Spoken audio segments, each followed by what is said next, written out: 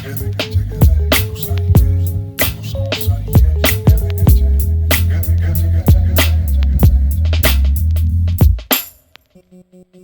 and welcome to What to Expect When You're Selecting. This is actually our second series here at Focus on Kitchens, and we're here again with Craig and Sam to talk about walk-in robes. And it's sort of something that's a little bit overlooked when you're doing a new build and you think you don't put a lot of thought into how you design your walk-in robe, but it's actually really important, and it really does help towards the functionality of your home. So we're here today, and these guys are going to give us some tips on how to make sure you plan your space really well.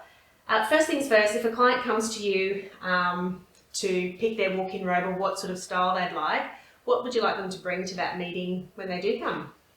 I think it's probably working out how you use your robe. So a lot of people hang a lot of people prefer to fold, do you want drawers, how many shoes do you have, that sort of thing. I think that's probably just to help us with the general layout. And then I guess we talk about the products and what's available once we know that.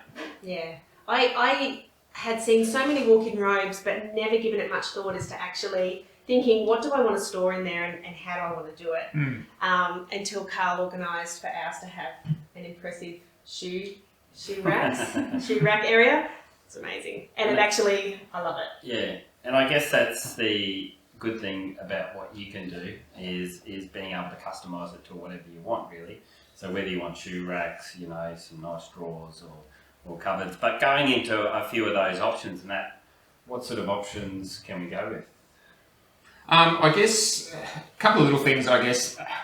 We try and avoid corners if we can. I mean, that's obviously a bit tricky depending on how your plan is drawn.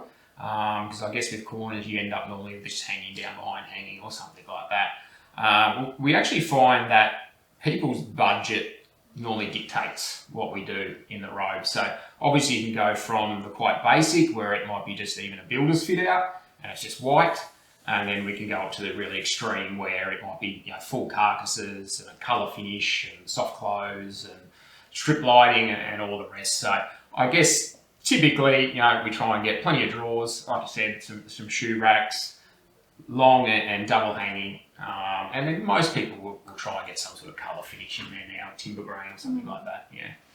And Sam, is there particular colour schemes that people are going for in their walk-in robes? Are they starting to bring colours from the home through to that area as well? Yeah, definitely. And like Craig said, timber greens are very popular. Yeah. It doesn't take much for a robe to go from ordinary to really beautiful space.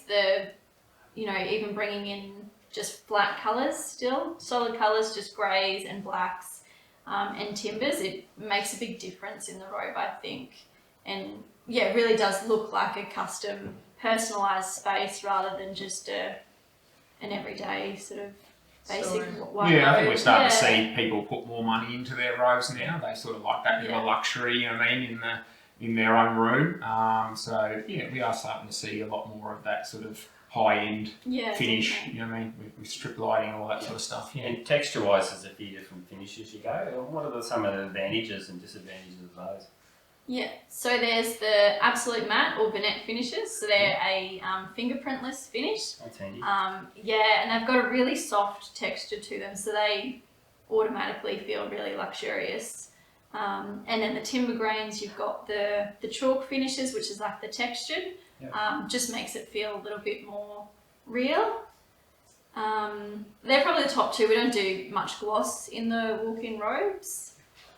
People steer away from that really. And I suppose we're starting to see a little bit more with the hanging rods now, not just the old chrome round rods. We're seeing a lot of brass and black, and that little sort of doesn't cost that much, but it just does sort of, improve the look, I think. And I think it comes, like with any selections that you're making for your home, it comes back to planning and having a bit of an idea of what you're going to put into that space. And I think if you think about, do I want storage at the top, or do I want an area to store shoes, or where would I like doors or a mirror, I think coming to see you, it's very helpful to have those sorts of things prepared. Yeah. Do you ever hear of any mistakes that people make when they're making those selections?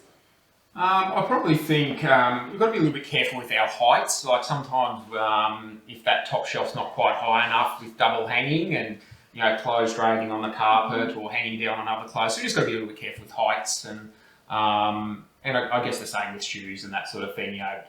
Accommodating the sort of the higher shoes and the flats and just things like that. I guess. Yeah. I suppose it can work the other way around too. Like if you're a really short family, for example, you probably can't accommodate a double hang space in there to be able to reach and put the clothes on as well. Yeah. So you got to think about what you want it for. Awesome. Guys, thank you so much. Some great tips again, and we really appreciate your advice. Thank you. All